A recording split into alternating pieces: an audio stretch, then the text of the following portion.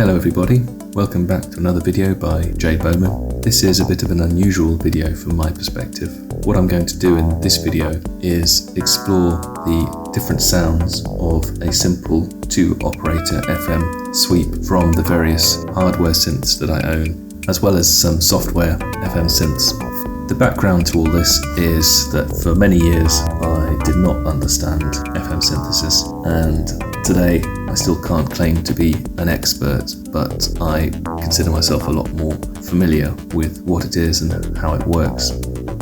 And the main reason for that is that earlier this year I got a Kodamo EssenceFM, and the simple touchscreen interface of that synth and the general ease of use of the interface really enabled me to explore and start to understand a bit more how FM synths work. And the track that's playing in the background was all done using 2-operator synthesis on the Kodamo EssenceFM. I'm aware that using such a powerful FM synth as the EssenceFM for simple 2-operator sounds is a bit like buying a supercar and using it to drive to the local supermarket to do your weekly shop. However, I think there is something special about 2-operator sounds. Someone put it that with more operators you can make complex sounds which approach closely the sounds of acoustic or natural instruments, whereas 2-operator sounds sound more like FM, which is what they are. So you could say that 2-operator synthesis is the essence of FM synthesis. So the EssenceFM is the only dedicated FM synth that I own. But I realise that a lot of the hardware synths that I own are capable of 2-operator FM. So these are the Korg Prologue16 using its BPM engine, the Waldorf Kyra using FM between oscillator group 2 and oscillator group 1, the Modal Argon8 using FM as an OSC mod, and of course the EssenceFM. So I also got to thinking that if a filter sweep is considered to be the kind of industry standard objective indicator of the true character of an analog or subtractive synth, shouldn't a 2-operator FM sweep be the equivalent indicator of the character of an FM synth? What do I mean by a 2-operator FM sweep? It's quite simple. It's a sweep of the amplitude of the modulator going from 0 to 100% and then back down again. This shows you a few things. Firstly, it shows you the maximum amount of modulation that this particular synth will allow you to achieve. It also shows you something of the character of the envelopes, e.g. the maximum envelope time, the envelope curves, etc. And so altogether, although it's not going to tell you everything you need to know about the synth, it does give you an indication, potentially, of the character of the synth. So I have done these simple FM sweeps on the synths that I've mentioned, and I have used the basic sine wave for each of the modulator and carrier in each case. Where available, I've used linear envelopes, although that option wasn't available in all cases. I've tried to keep the timing of the envelopes consistent for each sweep, approximately 7 seconds for the attack portion and 7 seconds for the decay. I will show on oscilloscope and FFT how this looks. I also have access to some software FM synths. Due to my particular focus on 2-operator synths, it's not a particularly representative selection. I love the sound of Plogue's emulations, so I've tested the Plogue Chipsynth PortaFM, Plogue ChipsynthMD, Plogue Chipsynth OPS7, which is their DX7 emulator, there's OPx-4 and Korg's native Opsix. I'm not really a soft synth user, but I thought it made sense to throw these tests in as well. So the structure of this video is I will play the 2-op FM sweeps through once in alphabetical order. I will say the name of each synth just before it plays, but not otherwise give any commentary at that stage. Then I will play the sweeps through in the same order, but this time with a few comments and observations from my personal perspective. And then I might give some concluding comments at the end.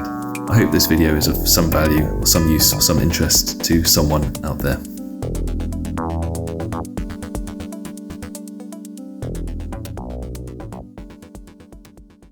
Air OPx-4.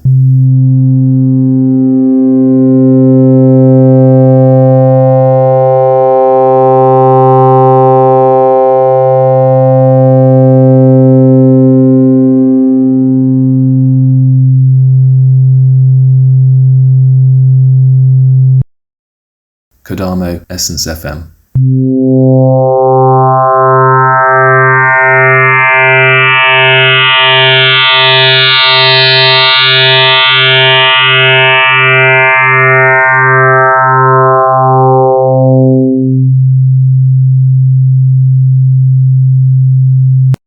Korg Opsix Native.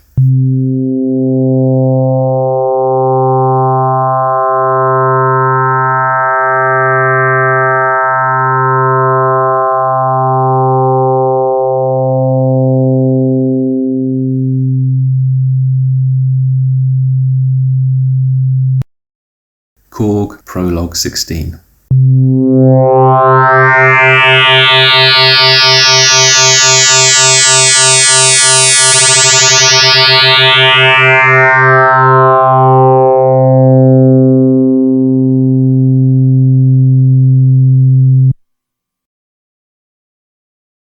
Modal Argon8.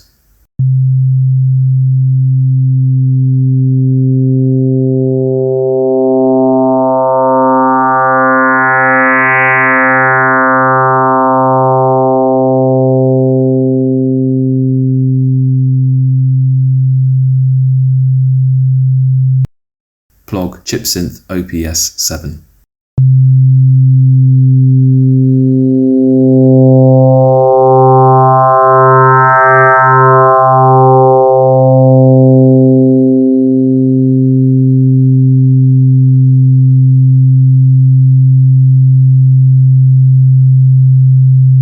Plogue Chipsynth PortaFM.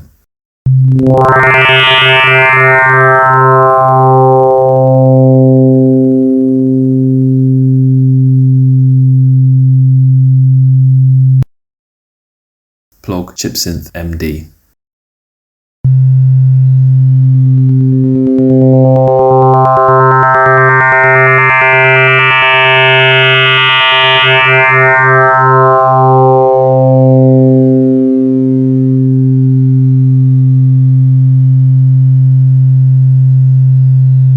Waldorf Kyra.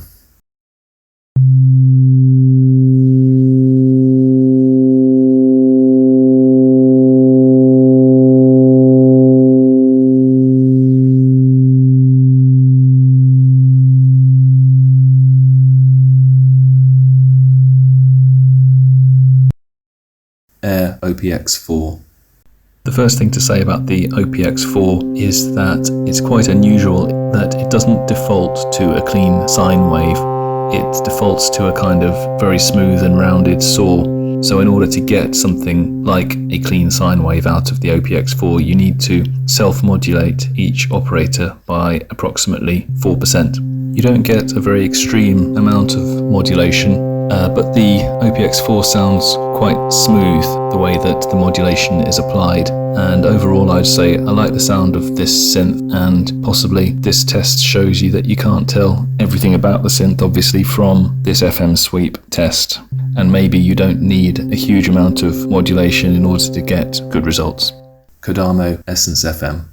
I feel like the EssenceFM is probably the gold standard here. It gives a good amount of maximum modulation, but also the way the modulation is applied throughout the envelope is quite smooth, and all around I think it's a great package. It gives you excellent easy control over the synth, engine, each operator. It's all easy to access, and the sound itself is really good. So not much to criticise, not much more to say about the EssenceFM.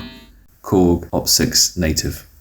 The Opsix Native is pretty smooth in the way the modulation is applied. It's not particularly extreme, the maximum amount of modulation.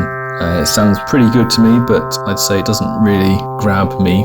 There's no edge to the sound, I would say, and there's nothing that really stands out to me. Korg Prologue16. It's hard to believe in a way that the Prologue16 VPM engine was made by the same company that made the Opsix Native. They sound almost completely different. The Prologue VPM engine sounds mad and evil in a really good way. I really like the way that it's so extreme in terms of the maximum modulation you can get. And the envelopes are pretty dirty sounding as well. I think in theory I really love the sound of that engine. I never seem to be able to get anything particularly musical out of it, but just listening to the raw FM sweep there, it sounds really good. Unfortunately, I'm going to say a bit more about the VPM engine because it's a real shame how hampered it is. There's no velocity control over the amount of modulation. All of the parameters need to be entered using a single data knob in a menu. It's not a particularly inspiring way to work. And also, I don't know if it's just my Prologue or this affects all the units, but when you apply changes to a parameter in the VPM engine, it doesn't apply the change immediately to all 16 voices. It seems like you have to cycle through all the voices with some of the voices still applying the old parameter and some applying the new parameter until they all somehow catch up. It's not a very inspiring way to try and make a sound, so despite the kind of raw sound being so appealing, it's actually not a great FM synth to work with in my experience. Modal Argon8. The Argon8 reminds me of the Opsix in a way. It's relatively competent, I'd call it, and nice sounding. I wouldn't call it my favourite though, and it sounds pretty restrained, particularly coming after the Prologue16. Plogue Chipsynth OPS7. I found the envelopes pretty hard to set up on this synth, probably just showing my inexperience there because I understand that they're based on the way the DX7 envelopes work with a rate and target rather than the usual way we're used to dealing with ADSR envelopes. It sounds pretty nice to me. I like that there's some grit in the way the envelope, you can hear it in the background as the envelope's operating. I don't think it's a particularly extreme maximum amount of modulation, but it sounds pretty nice to me. Plogue Chipsynth PortaFM. Obviously the PortaFM is unlike any of the other synths that I've tested here. The envelopes are far shorter than the other synths will allow. The maximum amount of modulation is actually pretty extreme, and you can hear some pretty extreme stepping in the resolution of the envelopes as the modulation goes up. You can tell this synth, it's limited, but it's got a lot of character, just like the old Yamaha cheap instruments that it's based on. Plogue ChipsynthMD.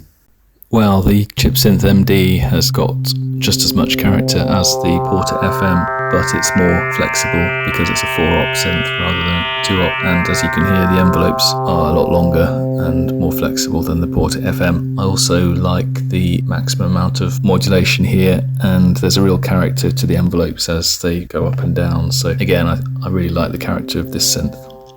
Waldorf Kyra. In terms of FM, I think it's fair to say the Kyra is a pretty big disappointment. You can hear that there's barely any modulation possible, and when you look at the FFT as well, you can see that there's relatively little variation from the straight sine wave that you can achieve. I mean, if there is a modulation, it's extremely subtle. And I wonder why that is. If you read the manual for the Kyra, it does hint that this is the case and that the Kyra is not really built for FM, or at least if you want to generate extra harmonics and the kind of tones that you get from FM, you're better off using the waveforms which are built into the Kyra and getting those tones that way rather than trying to use FM to get those results. And the manual interestingly also says that in the Kyra, the FM is actually proper frequency modulation rather than phase modulation, which is what I think all the other so-called FM synths in this test are using. And I do wonder if that has something to do with the maximum modulation that this synth is capable of. So I think the outcome of the test is that I wouldn't recommend that anyone buy the Kyra if they're looking to use it as an FM synth. One advantage the Kyra does have is that it has over 4,000 waveforms, which you can use for FM, but as you can hear, the results that you get are not going to be particularly spectacular, especially when you compare them to something like the EssenceFM, which although it doesn't come with the 4,000 waves built in, you can draw or import your own waveforms, so you can get much better results from using the same waveforms in the EssenceFM than you will get using those waveforms in the Waldorf Kyra.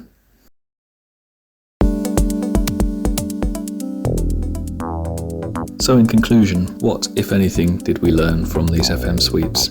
I think the main thing that surprised me is just how different a lot of these synths can sound with extremes of modulation and different envelopes. It's interesting that different designers seem to have taken a different view of how much maximum modulation is helpful in terms of sound design using FM. Having said that, it's quite difficult to ignore everything else that you learn from your experience of using the synth. The user interface, the flexibility, the form factor, etc., and focus purely on the sound that's created by one operator modulating another. So if I had to rank them based purely on the results of this FM sweep, I would, starting from worst to best, I think the last place probably has to go to the Waldorf Kyra, purely because of the very limited amount of modulation that you can achieve. It's called FM, and apparently it is real FM, but it barely sounds like FM. Then in the rung above the Kyra, I would put 4 synths, all of which sound pretty good and are pretty good to use. The envelopes and the modulation is all good, but not outstanding, and there's nothing about them that particularly grabs me just from doing this FM sweep test. That is the Air OPx-4, the Modal Argon8, the Korg Opsix Native, and the Chipsynth OPS7. There's nothing wrong with any of them, but the sound from that particular test that I just ran didn't really grab me in any of those cases. Then in the next tier above them, I would put 3 synths, each of which is much more limited than the other synths in this test, but each of which has a lot of character. That would be the ChipsynthMD, the Chipsynth PortaFM, and the Korg Prologue16. Of the 3, I would highlight the Korg Prologue16 because that's the one I've spent the most time with, and the simple FM sweep of the Korg Prologue VPM engine is a really mad, appealing sound. Apparently the VPM engine was designed specifically for the Prologue, and I think if Korg brought out an updated, expanded version of this VPM engine in a format that exposed the parameters to easy manipulation and added more controls like velocity and aftertouch, then they would have a winner on their hands, because I think the sound of this synth is really good. And then in first place, surprise, surprise, it is the Kodamo EssenceFM, and that's not just because the user interface is so good. The EssenceFM gives you a great amount of modulation doing the FM sweep, but also the envelopes sound good as they're going up and down, very smooth, but still with a degree of character. It's all under control, unlike the Prologue or the Chipsynth PortaFM, where the sweeps sound a lot wilder. But overall, I think the EssenceFM gives you a really good, no, I'd say a really great basis for making FM sounds. So if you've made it this far in the video, thanks very much for watching. Let me know in the comments what you think of this FM sweep test. Do you have any of these synths? Do you find the concept of the FM sweep test useful at all? If you think there are things I've overlooked or mistakes that I've made, let me know. Thanks very much for watching, and bye for now.